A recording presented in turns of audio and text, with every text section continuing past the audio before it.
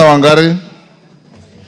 Thank you, Mr. Speaker. Mr. Speaker, I rise to ask question number 12 of 2025. Could the Cabinet Secretary, number 1, explain the steps taken by the Ministry to investigate allegations of child sex trafficking in Mahiu, Nakuru County, in light of the media expose released on 4th of August 2025, and clarify whether any arrests have been made? Sorry, Mr. Speaker, my machine is misbehaving. This machine. Sorry, Mr. Speaker. Yes, I got it. You can read from the hard copy being handed to you. Thank you, and thank you to the member of Molo, who is my neighbor and my friend, for assisting. Let me take it again, Mr. Speaker. Could the Cabinet Secretary, number 1, explain the steps taken by the Ministry to investigate allegations of child sex trafficking in Mahiu, Nakuru County, in light of the media expose released on 4th of August 2025, and clarify whether any arrests have been made of the individuals implicated in the trafficking? Number 2, provide a report detailing the number of children being trafficked and explain why security agencies, including the Inspector General of Police, have failed to take immediate action on the matter. And finally, Mr. Speaker, state the measures in place to rescue and rehabilitate the affected children back to society, including steps taken to ensure their safety and psychosocial support. Thank you, Mr. Speaker. Minister.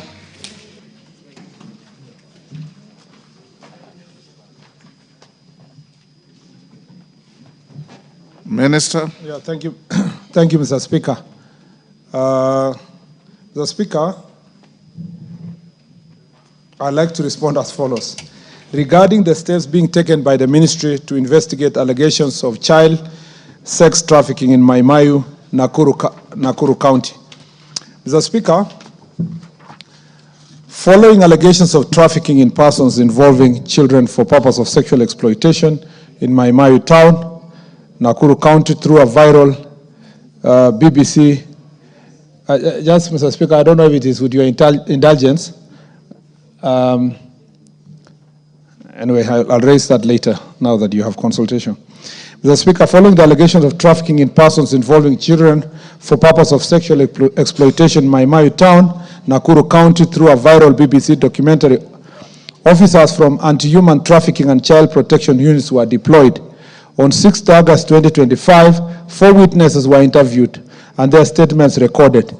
Neema, Selina, and Mary Nyambura Njeri, who had both been interviewed in the BBC documentary, posing as victims of child sexual exploitation, as well as Millicent Muturi Wairimu, the chairlady of commercial sex workers in Mahiu Township, and Jane Wamuyu Kungu, caretaker of Tamasha Lodgings. The 4 stated that they had been approached by the BBC investigative journalists, who requested them to identify vulnerable girls aged between 17 and 21 years for a purported foreign sponsorship program. On 7th August 2025, the team summoned Lucy Njoroge, alias Baby Girl, a former commercial sex worker who now works with NGO called K-Note as a volunteer peer educator based on Karagita Health Center. Lucy had in the BBC documentary, Lucy had featured in the BBC documentary based at Karagita Health Center. Sorry, again, I'll take that again, Mr. Speaker. Lucy had featured in the BBC documentary claiming to rescue and assist street girls and sex workers. She stated that she lives with 4 young women whom she rescued from the streets of Naivasha. Michelle Wanjiku, who is 20, Lilian Wairumu, 19, Elizabeth Nyambura, 24, and Mine Njeri, who is 22. All 4 were interviewed, their statements recorded, and copies of their identification documents were obtained. The investigators proceeded to Karagita Health Center, where K-Note operates an office used to store contraceptives and maintain related records. Lucy was confirmed to be a liaison officer between K-Note and the health facility. On 8th of August 2025, the team interviewed John Kamau Kinuthia, the Naivasha Sub-County Gender-Based Networking Cluster Coordinator, who collaborates with several organizations, including Life Broom International, K-Note, Disability Resource Information Center, Naivasha Partners for Change, Young Men in Championing Ending Gender-Based Violence, and YMCA. He confirmed having introduced Lucy to the BBC officials. To date, 14 witnesses have been interviewed and their statements recorded with relevant documents obtained. All locations featured in the BBC documentary have been identified, visited, and documented by the crime scene investigation team. The BBC crew members have been identified as Njeri Mwangi, Stephen Ruiyi, Anthony Zipora Ndinda, Kagunda, Beth Wamboi Waidera, Anastasia, and Nick Milne, a foreign national. According to the witnesses, BBC representative promised substantial payments and lifestyle benefits to those who were involved. Investigations have further revealed that the documentary footage was recorded in Mahiu and Karagita.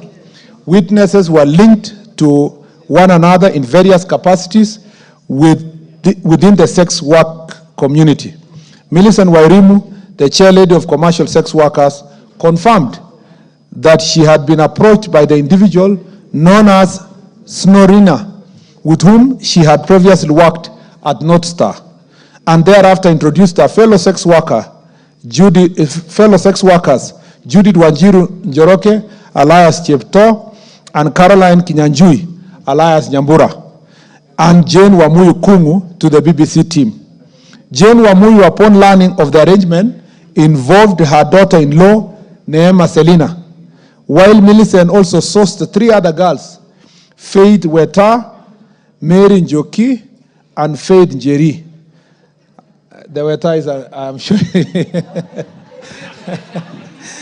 The Speaker. I'm sure it has nothing to do with the Speaker.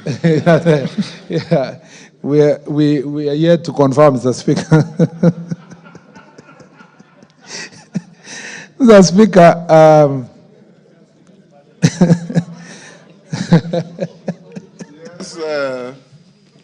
yes, TJ.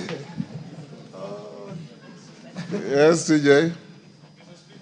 Give him the mic. Mr. Speaker, sir, is the minister in order to suggest that the Honorable Speaker, aka Papa Waroma, could be or is inferred to be a suspect? And is there active investigation going on in this matter, and how far the investigation has reached, Mr. Speaker, sir? Mr. Speaker, whereas the Speaker, as the Speaker of this House, is not involved, we cannot confirm whether Faith Weta is related to the Speaker in any way. And it doesn't mean that there is any impropriety on his part. I'm just saying that this is a name. It could be from the same clan, neighborhood. He could have also, somebody could have named his daughter after the Speaker. But there are very many people who have named their children after the Speaker. After the Speaker, yes. Thank you, Mr. Speaker. Out of admiration. It is very important, Mr. Speaker, to clarify that it is only out of admiration. Now, Mr. Speaker, that is, let me take that again. So, Jane Wamuyu, upon learning of the arrangement, this arrangement involved, financial exchange and so forth. Jane Wamuyu, upon learning of the arrangement, involved her daughter-in-law, Neema Selina, while Millicent also sourced 3 other girls, Faith Weta, Mary Njoki, and Faith Njeri, who is yet to be traced. Faith Njeri is yet to be traced. Lucy introduced 4 girls to BBC team. Alice Jambura Nyawira, alias Naserian, stroke Elizabeth Nyambura, Mine Njeri, Lillian Wairimu, and Michelle Wanjiro. The investigation has established that the BBC team primarily sought underage girls involved in sex work. However, some of the girls allegedly falsified their age to qualify for the promised sponsorship. 2 women identified in the documentary as Cherop and Nyambura were confirmed to be Judith Nyambura Njoroge, a sex worker in Mahiu for 2 months, and Caroline Kinyanjui, who had operated there for 2 years. 2 women portrayed in the documentary as child traffickers, identified as Judy and Caro, were reportedly promised significant sums of money and have since relocated to unknown locations. No arrests have been made so far, but investigations are ongoing, including obtaining financial records and call data to link all involved parties and tracing missing witnesses. Concerning reports detailing the number of children being trafficked, Mr. Speaker, the police, through anti-human trafficking and child protection units, commenced investigations immediately upon receiving the report. Several witnesses have since recorded their statements to assist in investigation to identify and rescue minors involved in the sexual exploitation scheme. Preliminary findings indicate that some of the girls interviewed by BBC falsified their age to qualify for the promised sponsorship, as the BBC team was interested in underage girls engaged in sex work. The matter remains under active investigations, and upon its conclusion, appropriate legal action will be taken against individuals found culpable of any offenses. Mr. Speaker, on measures put in place to rescue and rehabilitate affected children back to society. Mr. Speaker, there is no denying that cases of child sexual exploitation exist across the country, particularly along Northern Corridor, which serves as an international transport hub. While it's possible that the BBC crew aimed to shed light on these issues, it's now apparent that the documentary failed to meet the intended purpose due to falsified information from several interviewees. Although prostitution is illegal in Kenya, it remains widespread, with sex workers openly soliciting. Additionally, access to hotels and lodging facilities is largely unregulated, with inadequate measures in place to prevent minors from gaining entry. We have issued clear and firm directives to our security teams on the ground, including officers from the National Administration, to take decisive action against the child sexual exploitation and human trafficking across the country. Mr. Speaker, upon identification of victims, the government, in collaboration with other stakeholders, will implement the following measures to support and reintegrate children affected by abuse and human trafficking. 1, the Child Protection Unit will actively pursue a rescue of victims and facilitate the placement in safe environment, including private rescue centers, children's homes, and postal institutions where applicable. 2, the Children Protection Unit will provide psychosocial support services to address the emotional and mental well-being of the victims. 3, victims will be subjected to thorough medical examination and offered appropriate treatment to ensure their physical health and recovery. And finally, continuous follow-up and monitoring will be undertaken to ensure the safety and successful rehabilitation of the rescued children into the society. I thank you, Mr. Speaker. Thank you, Mr. Speaker. And I also want to note, Mr. Speaker, before I ask my follow-up question, that the Kewopa chair also raised this as a statement in the morning. And Mr. Speaker, what I would like to clarify from the CS is that this issue is not new. In my Mahiu, it is also in some areas in Kikope, it's also in some areas in Sachangwan, where we have long tracks. It is along the entire Northern Corridor. Yes. So all the way to Congo. Yes. Thank you, Mr. Speaker. So the CS maybe can tell us, first of all, are you confirming that there were no underage children that were actually for real in this trade? And secondly, there were some women, specifically 2, who had been implicated in that expose. Have they been arrested? It is very important. And finally, the issue of BBC payouts, Mr. Speaker, brings another issue of media ethics. If we have a reporter operating in this country and is using money to lure or get falsified information, what does that mean in terms of our law? So I would be interested to know, has any action been taken against these specific reporters if they for real falsified this information for the attraction or to make news or to make sensational news, Mr. Speaker? Thank you. In fact, Minister, if you listen to that BBC so-called expose like I did, the purpose was not to bring any facts to the fore. The purpose was to besmirch the country. If you listen to it carefully, it was not meant to expose anything. It was meant to besmirch the country and more so an African person. Go on and respond to Wangari. Sorry, Shakil, you want to joyride on that? Yes, sir. Go ahead. Mr. Speaker. Next to you. Next to me. Mr. Speaker, you rightly say that this, the expose has hidden, some hidden agenda.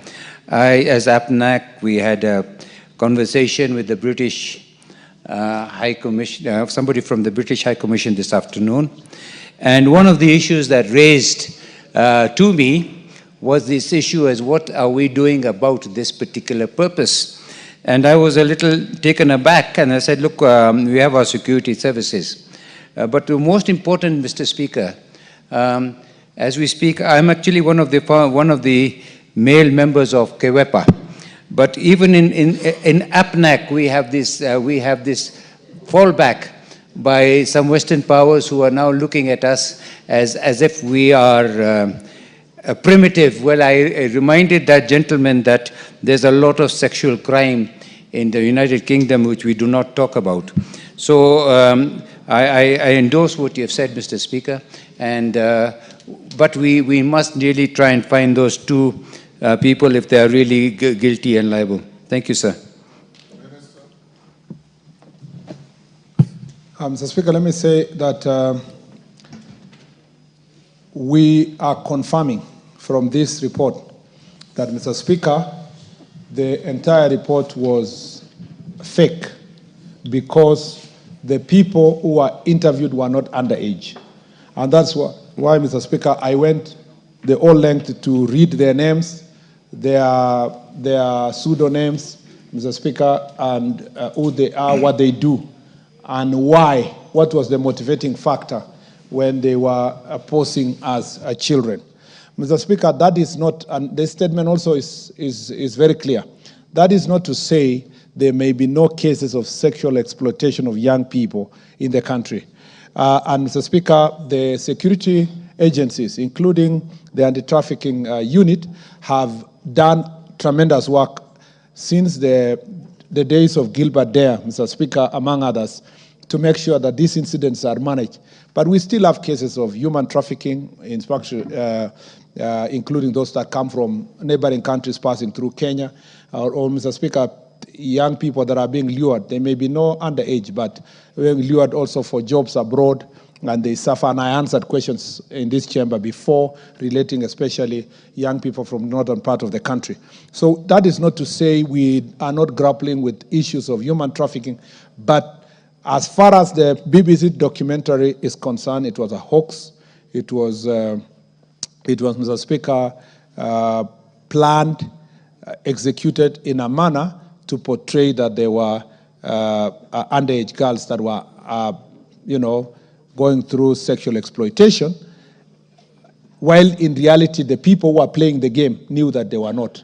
Now, on the part of BBC, insofar as media ethics is concerned, it remains at large there to know whether, the first question is, why would someone promise financial reward in case information is going to be shared? Was the financial reward intended to get a good story that can be aired by BBC and therefore improve the well-being of the reporter? Or was it also the financial reward was actually part of the tricks that were being used by BBC to see if they can find actual young children, Mr. Speaker? And that remains also to be unraveled through the investigations.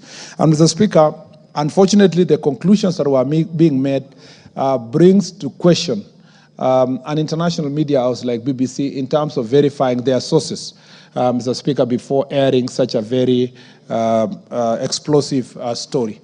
Be it as it may, we continue to take seriously cases of gender-based violence, sexual exploitation, trafficking, and child trafficking and human trafficking generally, we take them seriously, Mr. Speaker, whether or not it was contained in the BBC documentary, because it's a human rights issue and it is organized transnational crime that we must deal with together. And we all know that there are actual challenges where children are trafficked.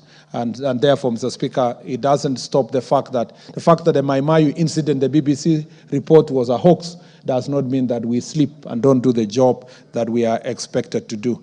Mr. Speaker, what will be done? What about the people who are implicated in the documentary? Mr. Speaker, since then these were not children, Mr. Speaker, it becomes difficult to charge them or to take legal action against them, Mr. Speaker. However, investigation must go even further. They have committed offenses, conspiracy to cause public despondency. I'm just saying the people who are implicated by those in the documentary, yes, by saying X and Y is involved in child trafficking. Mr. Speaker. Point of order, Chair. Yes. Speaker. Sorry. Yeah. My point of order, Speaker, will be on the penal code. Is very clear that profiteering at all is a crime, specifically from soliciting for procuring, yes, soliciting, and profiteering, yes, are criminal offenses. Yes, so there are still enough grounds for the cabinet secretary or for the agencies to look for those specific women who have been actually interviewed. And if they gave false information, Mr. Speaker, they also should take action because they are also adding to what the BBC is doing. I think we are very clear on that one, and we agree with the Honourable Member. I meant, and I thought I understood the question of Honourable Wangari to mean, what have we done to arrest those who were implicated in the documentary itself? You know, the documentary is mentioning names of certain people who are engaged in trafficking young girls for sexual exploitation. Mr. Speaker, and that's why I said, because the documentary itself is a hoax, then it's very difficult to charge the persons who have been implicated. However, there may be possibility that if you do the investigations about child abuse and trafficking and sexual exploitation, it may also be that it is true that those people have been mentioned. So the investigation will help us to understand whether those people, whether or not the documentary was a hoax, are also involved in child trafficking for sexual exploitation. Mr. Speaker, I beg to submit. Honorable Oroni, I've noticed you on phone for the last 40 minutes.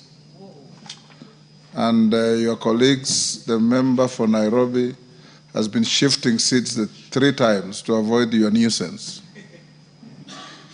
You are out of order.